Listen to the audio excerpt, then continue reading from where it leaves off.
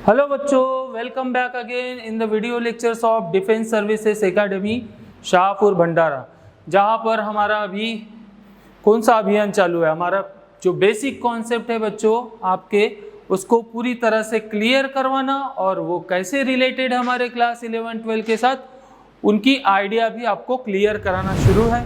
Previous video lecture में हमने एक नया टॉपिक शुरू किए थे जो आपने क्लास 9th में पढ़ चुके हैं, वर्क, एनर्जी एंड पावर। तो प्रीवियस वीडियो लेक्चर में हमने वर्क, एनर्जी एंड पावर, ये तीनों ही फिजिकल क्वांटिटी की कैसे एक दूसरे से रिलेटेड है, उनके बीच का रिलेशन, कुछ बेसिक आइडिया जो आपने 8-9 तक के पढ़ी थी। और अब क्लास 11-12 में हमें उससे आगे क्या पढ़ना है इसके भी बारे में थोड़ा सा डिस्कशन किया था। अब हम एक एक चीज़, जैसी एक एक जो हमारी फिजिकल क्वांटिटी वर्क क्या होती है उसको with example, with different example, with different conditions, कब कैसे वर्क होगा, कब पॉजिटिव वर्क होगा, कब निगेटिव, कब वर्क डन जीरो होगा, इन सब चीज़ों को आज हमें डिटेल में डिस्कस करना है। तो शुरू करते बिना वक्त गवाए आज का video lecture, that is video lecture based on the work. इस वर्क को और ज़्यादा डिटेल में समझने के लिए फिर से हमें कुछ बेसिक चीज़ें आपकी क्लियर करना होगा। तो पहले हम वो चीज़ आपको दिखा देते कि देखिए, हमने वर्क डन यानी क्या कहा था बच्चों प्रीवियस वीडियो लेक्चर में। आपने क्लास 9 में सिर्फ पढ़े थे कि work is nothing but the product of force and displacement, है ना।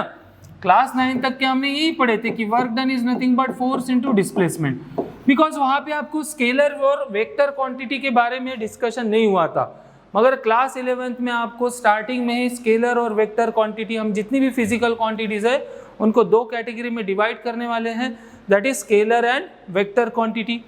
तो जैसे अभी स्केलर और वेक्टर क्वांटिटी क्या होती है ये तो आपको पता चल गया, बट हम जो वेक्टर क्वांटिटीज का एडिशन होता है, सब्सट्रैक्शन होता है, प्रोडक्ट होता है, हम नॉर्मल अलजेब्रिक कैलकुलेशन से नहीं कर सकते हैं।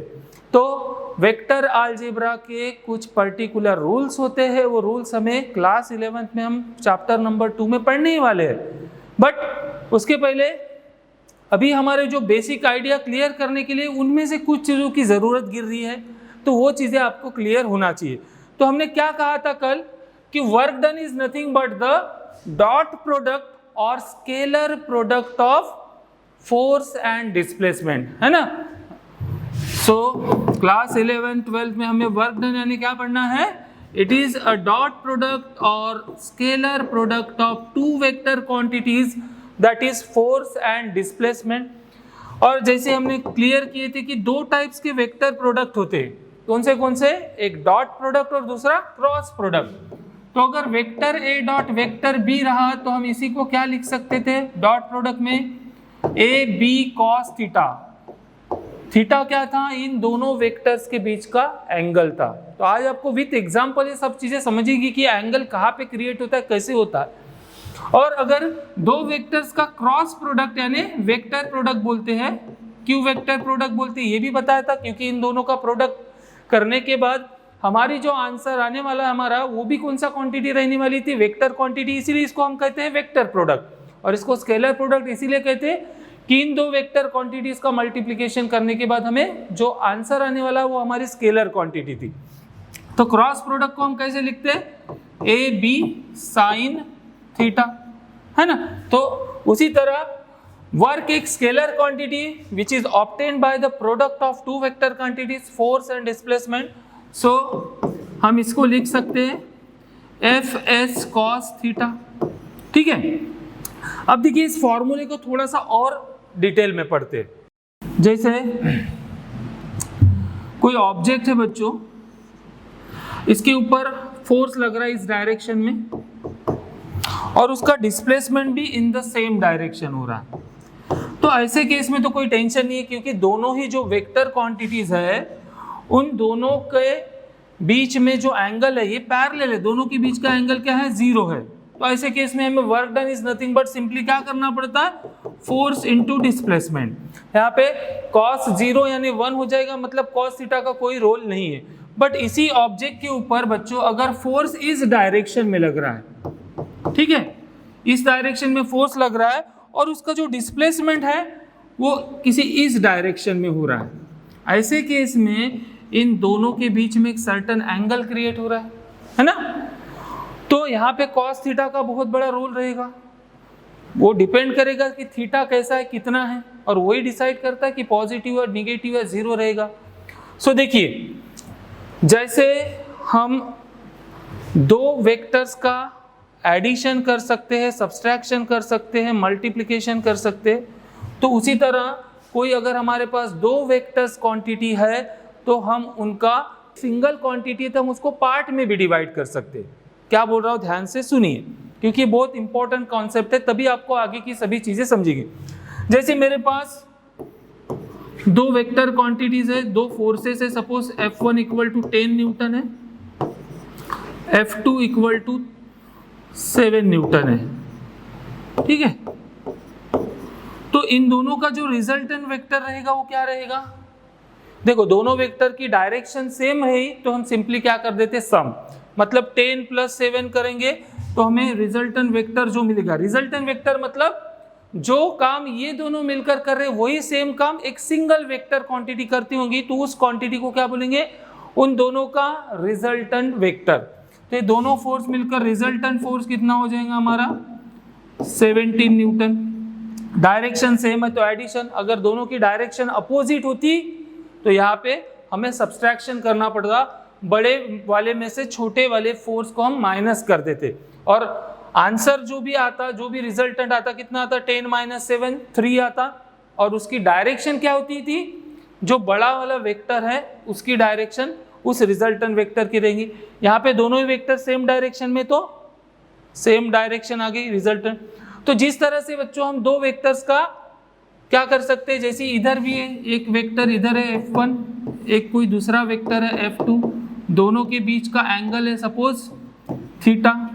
तो ऐसे केस में हम रिजल्टेंट वेक्टर निकालने का एक फॉर्मूला यूज करते हैं, that is resultant of magnitude of the two vectors is nothing but, ये फॉर्मूला आता है, सब अपने क्लास 11th में पढ़ना है, अभी फिलहाल में सिर्फ याद रखिए, F1 square plus F2 square plus twice F1 F2 cos theta. ये फॉर्मूला होता है कि अगर दो वेक्टर है और उनका रिजल्टेंट वेक्टर कितना रहेगा, उसका मैग्नीट्यूड, डायरेक्शन की बात नहीं कर रहे, डायरेक्शन निकालने का फॉर्मूला अलग है। तो इन दोनों का अगर रिजल्टेंट मतलब दोनों का सम करना है तो इस फॉर्मूले से हम कर सकते हैं। मतलब एंगल बहुत इंपॉर्टेंट होता है वेक्टर एडिशन में। हम स्केलर क्वांटिटी का एडिशन करते वक्त डायरेक्शन मतलब थीटा की कोई ज़रूरत नहीं होती, बट वेक्टर एडिशन करते वक्त हमें थीटा का बहुत बड़ा इंपॉर्टेंट रोल होता है। तो जैसे दो वेक्टर्स का हम एडिशन कर सकते हैं, उसी तरह बच्चों कोई हमारे पास सिंगल वेक्टर है, इसको हम दो पार्ट में डिवाइड भी कर सकते हैं। कैसे? देखिए, रिजोल्यूशन ऑफ वेक्टर्स कहते हैं हम इसे। जैसे ये सिंगल वेक्टर है, इसको रिजल्टेंट वेक्टर कहेंगे। अब इसको हम दो पार्ट में डिवाइड करते हैं, सपोज ये हो गया उसका एक पार्ट, और दूसरा पार्ट क्या करना है, इसी को परपेंडिकुलर रहेगा, ये दोनों मिलकर हमारा रिजल्टेंट वेक्टर है। सपोज मान लेते हैं ये रिजल्टेंट वेक्टर, ये दो पार्ट में डिवाइड कर दिया मैंने F1 और F2 में। सपोज ये रिजल्टेंट वेक्टर इस वेक्टर के साथ अगर एंगल थीटा बना रहा है, ध्यान से देखिए, ध्यान से सुनिए और इसको परमानेंटली सेव कीजिए। ये जो रिजल्टेंट वेक्टर है F1 F2 क्या है, उसके दो पार्ट्स है, इसको हमने दो पार्ट में डिवाइड किया, रिजॉल्व किया, ठीक है। तो जिस साइड में थीटा होता है उस पार्ट को बोलते हैं हम कॉस कंपोनेंट। मतलब वेक्टर F1 की वैल्यू क्या रहेंगी, F कॉस थीटा, ठीक है। जिस साइड में थीटा रहेगा वो रहता है कॉस कंपोनेंट, और जिधर थीटा मतलब थीटा के अपोजिट वाला जो कंपोनेंट होता है इसको बोलते हैं हम साइन कंपोनेंट, ठीक है। तो F cos थीटा और F sin थीटा ये दोनों क्या हुए, कंपोनेंट मतलब part of this resultant vector. इसको हम कहते हैं रेक्टेंगुलर रिजोल्यूशन। एक रेक्टेंगल शेप फॉर्म होता है, ये दोनों ही पार्ट्स एक दूसरे को परपेंडिकुलर होते हैं, ठीक है। तो ये क्या है, F sin theta, F cos theta, these are the components या part of this single vector, ठीक है। ये चीज अभी अपने कॉपी में नोट डाउन कर लो। अब इसी के ऊपर बेस्ड हमारे आगे का आज का जो वीडियो लेक्चर है वो डिपेंड करेगा। इसलिए कंपोनेंट क्या होता है किसी वेक्टर का वो मुझे समझाना था। So let's start. सो पहले हम एग्जाम्पल से स्टार्ट करते, वेरियस एग्जाम्पल से कि कब कब वर्क हो रहा है। सो जैसे फॉर एग्जाम्पल यहाँ पर आपको स्क्रीन पे दिख रहा है कोई एक हॉर्स राइडर है, हॉर्स क्या खींच रहा है, इस कार्ट को आगे खींच रहा है ना। A horse pulling a cart does a work, ये फोर्स लगा रहा है और इस कार्ट को क्या कर रहा है, डिस्प्लेस करा रहा है। तो जब किसी भी ऑब्जेक्ट पर फोर्स लगेगा और उसका डिस्प्लेसमेंट होगा, सिंपली जब भी कोई फोर्स लगने के बाद अगर मोशन होता है तो हम कहेंगे there is a work, there is a work done. So this is the one of the example that horse doing a work by pulling a cart, by applying a force on this cart. Second example, जैसे यहाँ पर कोई person है, जैसे जब हम stairs पे चढ़ते हैं ऊपर, बराबर है, तो हमें एनर्जी लगती है। जहाँ पर भी एनर्जी लग रही है, मोशन हो रहा है, डिस्प्लेसमेंट हो रहा है, there must be a work done. So a man climbing a stairs does work, कोई पर्सन है जो स्टेयर्स के ऊपर चढ़ रहा है तो क्या कर रहा है, वर्क डन कर रहा है ना। सिमिलरली हमारे डेली लाइफ में हम देखते हैं, this is the example that car is moving on a road, that means it's engine is doing a work, बराबर है। इंजन वर्क करता है तभी तो कार डिस्प्लेस होती है, अगर इंजन ने काम करना बंद कर दिया तो कार का डिस्प्लेसमेंट भी नहीं होगा। So an engine of a moving vehicle does work, कोई पर्टिकुलर ऑब्जेक्ट है उसको रिलीज कर दिया मैंने, क्या होगा, अर्थ क्या होगी, उसके ऊपर ग्रेविटेशनल फोर्स ऑफ अट्रैक्शन लगाएगी, मतलब फोर्स लग रहा है साथ ही साथ वो ऑब्जेक्ट नीचे आ रहा है, मतलब डिस्प्लेसमेंट भी हो रहा है। इट मीन्स अर्थ क्या कर रही है, वर्क कर रही है, ग्रेविटेशनल फोर्स लगाकर किसी ऑब्जेक्ट को पुल कर रही है अपने तरफ। सो ये एग्जाम्पल में हम दिखा रहे, जैसे यहाँ पर ये कोई ऑब्जेक्ट था, कोई बॉल था, ऊपर से नीचे गिरा अर्थ के तरफ, इसका मतलब क्या, अर्थ क्या कर रही है, a body drop from a height falls towards the earth, it indicates that earth exert a force of attraction on the body, है ना। अर्थ क्या कर रही है, फोर्स ऑफ अट्रैक्शन बॉडी के ऊपर अप्लाई कर रही है। So the gravitational force does work in pulling the body towards it. तो gravitational force क्या कर रहा है, वर्क कर रहा है, क्यों, क्योंकि वो डिस्प्लेसमेंट करा रहा है उस ऑब्जेक्ट को। So these are the some of the common example of today our life, है ना। डेली लाइफ में हम ये सब चीजें देख चुके हैं और कैसे वर्क हो रहा है, यहाँ पर क्यों वर्क हो रहा है, ये हमें आज समझना है। So work is said to be done scientifically, वैसे तो बहुत सारे काम होते हैं बट हमारे फिजिक्स में साइंटिफिकली कब बोलेंगे कि वर्क हो रहा है। A work is said to be done scientifically when a force applied on a body produces motion in it। सही बोला था मैंने अभी थोड़ी देर पहले, क्या बोला, जब भी मोशन होगा, फोर्स लग रहा है और मोशन होगा, इसका मतलब वहां पे वर्क होना ही चाहिए। So work is said to be done scientifically when a force applied on a body produces motion in it। Now और कुछ एग्जाम्पल से हम डिफरेंट टाइप्स अभी क्लियर करना है। मैंने जैसे बताया ना, स्टार्टिंग क्या किया मैंने, रिजोल्यूशन ऑफ वेक्टर्स क्या होते, कंपोनेंट्स क्या होते, वो समझना है क्योंकि आज हमें उसी को डिटेल में पढ़ना है। So work done by the force is defined to be the product of component of a force in the direction of displacement and the magnitude of the displacement। अब सुनिए, इसको समझिए। जैसे फॉर एग्जांपल ये कोई ऑब्जेक्ट था, ठीक है, इसके ऊपर फोर्स लगाया, इस डायरेक्शन में फोर्स लगा, ऑब्जेक्ट भी सेम डायरेक्शन में डिस्प्लेसमेंट कर रहा है, फोर्स और डिस्प्लेसमेंट की डायरेक्शन एग्जैक्ट सेम है, मतलब angle between this two vector is zero.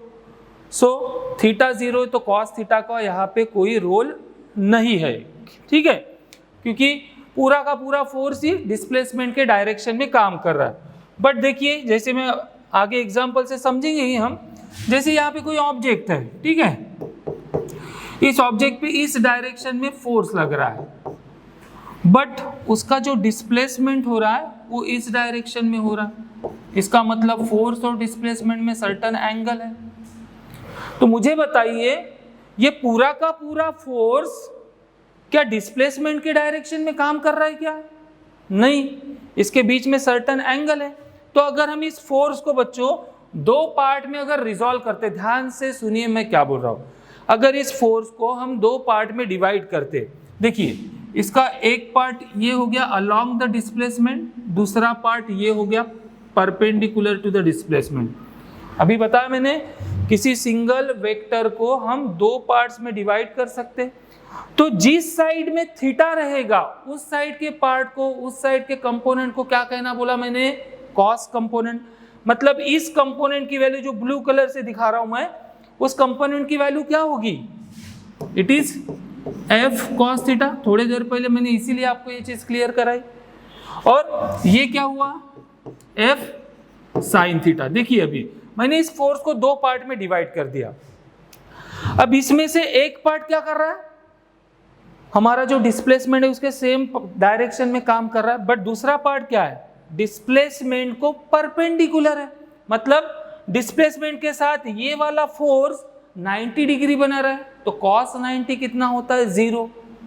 तो cos 90 अगर 0 होगा तो यहाँ पर cos थीटा की वैल्यू 0 हुई, तो पूरा का पूरा वर्क ही 0। मतलब ये जो पार्ट आपको दिख रहा है, ये वाला पार्ट, ये फोर्स हमें को वर्क करने में कोई भी मदद नहीं कर रहा। Work done by this part is 0। हमारे लिए वर्क डन कौन कर रहा है? F cos theta. तो हम वर्क यानी क्या बोल लेते हैं? एफ डॉट एस, जिसी को डॉट प्रोडक्ट को हम क्या लिख सकते हैं? उन दोनों का मैग्नीट्यूड इंटू कॉस थीटा। तो मैं इसी को देखिए थोड़ा सा ऐसे भी लिख सकता हूं, एस या F cos theta into S. तो ये एफ कॉस थीटा कौन है बच्चों? फोर्स का ऐसा कंपोनेंट जो डिस्प्लेसमेंट के डायरेक्शन में काम कर रहा है, वही हमारे लिए वर्क कर रहा है। तो क्या मैं वर्क को और क्या ऐसे बोल सकता हूं? Work done is nothing but the component of a force का एक पार्ट इनटू डिस्प्लेसमेंट। और ये कौन सा कंपोनेंट होता है ये भी चीज याद रखना, फोर्स का ऐसा कंपोनेंट जो डिस्प्लेसमेंट के डायरेक्शन में, मतलब डिस्प्लेसमेंट के डायरेक्शन में है, वही फोर्स का कंपोनेंट हमारे लिए क्या करता है? वर्क डन करता है। सो वर्क डन को और हम ज्यादा डिटेल में पढ़ रहे, that is work done is nothing but the component of that force which is along the direction of displacement into magnitude of the displacement that will gives the total work done. So अभी आपको ये सब चीज़ें note down करना है, screen को pause करके, video को पॉज करके जो जो चीज़ बता रहा हूँ मैं, वो आप अपने लैंग्वेज में कॉपी में प्रॉपरली नोट डाउन करना है। सो यहाँ पे तो कोई टेंशन नहीं था, यहाँ पे पूरा का पूरा फोर्स ही डिस्प्लेसमेंट के डायरेक्शन में था, इसलिए यहाँ पे कोई कंपोनेंट की वैल्यू 0 थी, मतलब कंपोनेंट था ही नहीं, पूरा ही फोर्स था। बट सर्टन केसेस में वो होते हैं। So work done is equal to dot product of the force and displacement. So देखिए कुछ एग्जांपल में, work done by a parallel force, क्या हो जाएगा? Work done by parallel force. Parallel मतलब फोर्स और डिस्प्लेसमेंट की डायरेक्शन सेम है, दैट इज थीटा की वैल्यू 0 रहेगी। जैसे हमें प्रीवियस एग्जांपल में देखा, कॉस 0 हो गया, मतलब फोर्स इंटू डिस्प्लेसमेंट करोगे तो डायरेक्ट वर्क डन मिलेगा। Work done bye oblique you force, अब यहाँ पे ऑब्लिक यू का मतलब होता है तिरछा, पैरेलल मतलब सेम डायरेक्शन ऑफ डिस्प्लेसमेंट होगा, बट ऑब्लिक यू मतलब डिस्प्लेसमेंट किधर हो रहा है, फोर्स कोई और जगह लग रहा है। जैसे देखिए यहाँ इस इलिस्ट्रेशन में आपको दिखेगा, ये ब्लॉक है जो टेबल पे सरफेस, प्लेन सरफेस पे रखा है, इसके ऊपर तिरछी डायरेक्शन में हम फोर्स अप्लाई कर रहे हैं। सो देखिए यहाँ पर डिस्प्लेसमेंट इधर हुआ, फोर्स इधर लग रहा है, मतलब फोर्स और डिस्प्लेसमेंट में सर्टन एंगल है थीटा। तो मुझे बताइए पूरा का पूरा फोर्स काम कर रहा है कि डिस्प्लेसमेंट के डायरेक्शन में? नहीं, फोर्स का कौन सा कंपोनेंट? थीटा के साइड वाला कॉस कंपोनेंट फोर्स के डायरेक्शन में काम कर रहा है, तो वही कंपोनेंट हमारे लिए वर्क कर रहा है।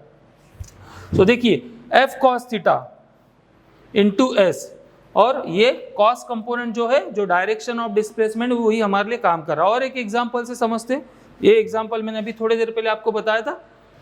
ये पर्सन है, इस ब्लॉक के ऊपर इस डायरेक्शन में फोर्स लगा रहा है, बट इसका डिस्प्लेसमेंट क्या होगा, along the horizontal surface. So here also there is a angle between the force and displacement. So force का ऐसा कंपोनेंट जो डिस्प्लेसमेंट के डायरेक्शन में काम कर रहा है वो हमारे लिए वर्क करेगा. देखिए डिस्प्लेसमेंट इस डायरेक्शन में होगा, फोर्स इधर लग रहा है, theta is the angle between them. So force F is resolve into two rectangular component. बताया मैंने, एक सिंगल वेक्टर को दो पार्ट में, दोनों कंपोनेंट एक दूसरे को परपेंडिकुलर होंगे तो ऐसे कंपोनेंट्स को क्या कहते हैं हम, रेक्टेंगुलर कंपोनेंट. तो यहाँ पे देखिए फोर्स को मैंने दो कंपोनेंट को रिजॉल्व कर दिया, थीटा के साइड वाला कॉस कंपोनेंट, थीटा के अपोजिट वाला साइन कंपोनेंट. कौन सा कंपोनेंट वर्क करेगा, F cos थीटा. तो देखिए F sin theta acting in the vertical direction does not displace the body in that direction. ये इस डायरेक्शन में लग रहा है, बट इस फोर्स लगाने के बाद डिस्प्लेसमेंट होना जरूरी है. तो फोर्स इधर लग रहा है पर इस डायरेक्शन में डिस्प्लेसमेंट हो रहा है क्या, नहीं, मतलब ये हमारे लिए कोई भी वर्क नहीं कर रहा है. सो देखियो यही बोला है उसने, F sin theta acting vertical direction does not displace the body in that direction, therefore work done by the component F sin theta is 0. तो कौन वर्क कर रहा है हमारे लिए, जो कॉस कंपोनेंट है along the horizontal direction. So F cos theta acting along the horizontal direction displaces the body in that direction. ये F cos theta along the displacement काम कर रहा है, इसीलिए ये कंपोनेंट हमारे लिए क्या कर रहा है, वर्क कर रहा है. तो एकदम वर्क का जो फॉर्मूला होता है उसका बेसिक कॉन्सेप्ट, कब वर्क होगा, कौन कंपोनेंट वर्क करेगा, कौन सा नहीं करेगा, ये चीज अभी आपको बहुत अच्छे से क्लियर हुई होगी, क्योंकि क्लास 9 तक के अभी आपको कुछ भी नहीं था, मगर क्लास 11 में आपको स्केलर वेक्टर से डील करना है और वर्क को और ज़्यादा डिटेल में पढ़ना है. So this is the some of the basic idea which has to be cleared for class 11 and 12. आने वाले नेक्स्ट वीडियो लेक्चर में वर्क अभी पूरा कंप्लीट नहीं हुआ, वर्क को पढ़ने के लिए और वर्क हम नेक्स्ट वीडियो लेक्चर में करेंगे. सो आज के वीडियो लेक्चर में इतना ही बच्चों, मिलते हैं कल नए क्लास में और कुछ वर्क से रिलेटेड डिटेल में बातें करेंगे. Till then thank you very much for watching and have a nice day.